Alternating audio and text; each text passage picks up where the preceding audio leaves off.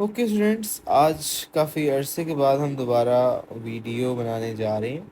So last time हमने discuss किया था टाइप्स ऑफ कंसंट्रेशन और उसके अंदर हमने स्पेसिफिकली परसेंटेज कंसंट्रेशन को देखा था। आज हम देखेंगे another type of concentration, that is molarity. So molarity क्या होती है? आसान लफ्ज़ों में अगर मैं आपको कुछ बताना चाहूँ मोलैरिटी, तो वो ये है। आप कह सकते हैं मोलैरिटी एक ऐसी चीज़ है। मोलैरिटी क्या है? लेट्स सपोज आपके पास 1 dm³ वाटर है। 1 dm³ कह सकते हैं, 1000 cm³ कह सकते हैं, 1 लीटर बोल सकते हैं। ये सारे एक ही चीज़ है, ठीक है। सो आपने इतने सॉल्वेंट के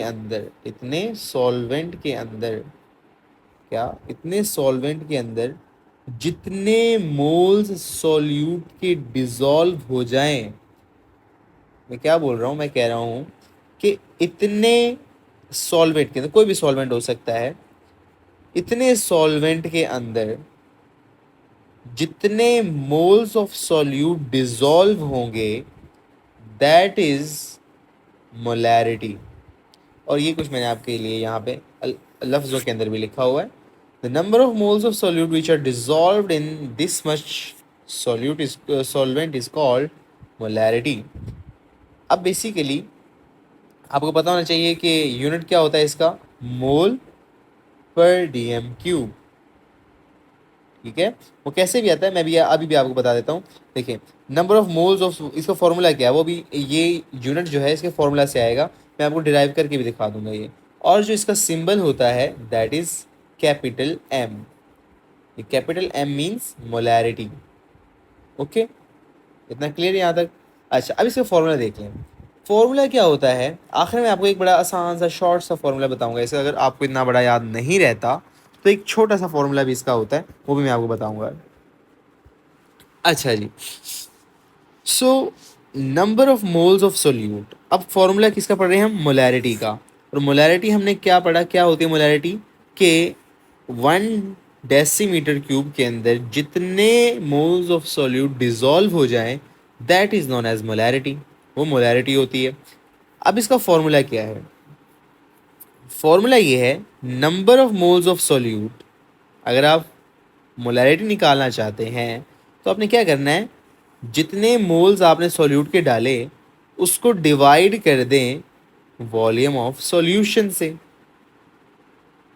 क्या कहा मैंने? मैंने ये कहा कि number of moles of solute, जितने मोल्स आपने सॉल्यूट के डाले थे उसको डिवाइड कर दें वॉल्यूम ऑफ द सॉल्यूशन से। सिंपल, ठीक है। अच्छा जी, अब आपकी बुक में एक और तरीके से भी ये फॉर्मूला लिखा हुआ है, mass of solute over MR of solute. Actually ये यही चीज़ है, मोल्स ही बनते हैं ना। Mass over MR is equals to moles. हमने फर्स्ट चैप्टर के अंदर ये चीज़ पढ़ी हुई है कि मोल्स जो है मैस ओवर MR होता है। तो mass of solute divided by MR of solute is actually equals to this thing. Number of moles of solute ही है ना, मतलब मोल्स ही निकलेंगे ना इस चीज़ से। Mass divided by molecular mass कर रहे हैं अगर हम, तो इससे क्या चीज़ आएगी? कोई नई चीज़ थोड़ी आएगी, इससे यही आएगा ना, मोल्स। तो यही फॉर्मूला है एक्चुअली, कोई नया फॉर्मूला या कोई अलग से फॉर्मूला नहीं है, ये यही फॉर्मूला है, ठीक है। और अगर आप मैथ पढ़ते हैं तो आपको ये भी पता है, अगर ये इस तरह लिखी हुई ये चीज़, ये डिवाइड हो रही है, तो मैं इसको इस बड़ी फ्रैक्शन के नीचे भी लिख सकता हूँ। मतलब कि इस चीज़ को मैं अगर मैं लिखना चाहूँ तो मैं कह सकता हूँ, मैं इसको उठा के यहाँ से यहाँ पे भी ला सकता हूँ, मतलब यहाँ पे मल्टीप्लाई भी कर सकता हूँ। एक ही बात है ये, ठीक है। तो ये भी हो सकता है। तो यही चीज़ मैंने आपके लिए क्या किया है, यहाँ पे नीचे लिख दी हुई है, ठीक है। मोल्स ऑफ सोल्यूट ऐसे के ऐसे ही, MR ऑफ सोल्यूट यहाँ पे और into volume of solution in dm³। हाँ, अब एक इम्पोर्टेंट बात आपको यहाँ पे पता जो होनी चाहिए, दैट इज़ कि आपने हमेशा, क्योंकि हर चीज़ एक स्टैंडर्ड होता है, जिस तरह हम, आप फिज़िक्स पढ़ते हैं, फिज़िक्स में जो स्टैंडर्ड है मैथ्स का दैट इज़ kg। ग्राम नहीं है, ग्राम को आप केजी में कन्वर्ट करते हैं। जस्ट लाइक दैट आप सी एम से मीटर में जाते हैं, जस्ट लाइक दैट आप किलोमीटर से मीटर्स में आते हैं। तो इसी तरह हमारे पास यहाँ पे जो स्टैंडर्ड है वो है DM cube. DM cube means decimetre cube, ठीक है।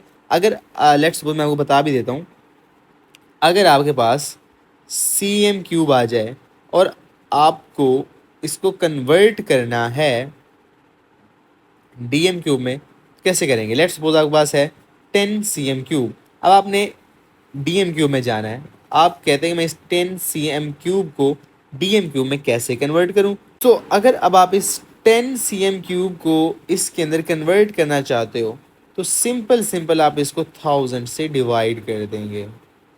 किससे डिवाइड कर देंगे? 1000 से। आगे बात समझ में आता है? अगर आपके पास 20 सी एम क्यूब है, इसको 1000 से डिवाइड कर देंगे आप। सिंपल इज दैट, ठीक है। तो ये चीज़ है हमारे पास कि आपने जो इम्पोर्टेंट बात यहाँ पे है, आपने डीएम क्यूब में लेना है अपना वॉल्यूम हमेशा, अदरवाइज आपका आंसर जो है वो गलत हो जाएगा और आपको 0 मार्क्स मिलेंगे। और अब मैंने कहा था कि मैं आपको एक आसान सा वो बता दूंगा इसका फॉर्मूला, तो वो ये है C is equals to N over V। ये शॉर्टकट है, मतलब बिल्कुल सिंपल वर्ड्स के अंदर आप कह सकते हैं कि बिल्कुल आसान उसमें करके, this C means concentration, concentration, okay.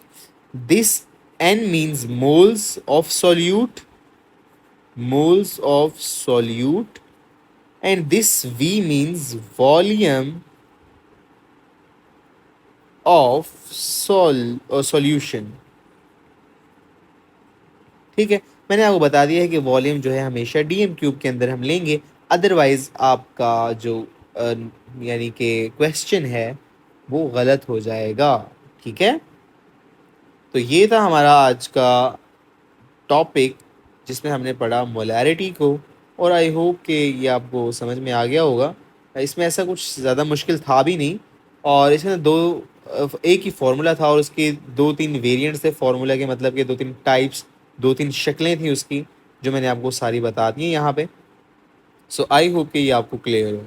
तो आज के इस लेक्चर में हम इसको यहीं तक रखते हैं और इसे नेक्स्ट लेक्चर में हम कंटिन्यू करेंगे प्रेपरेशन ऑफ मोलर सॉल्यूशन से।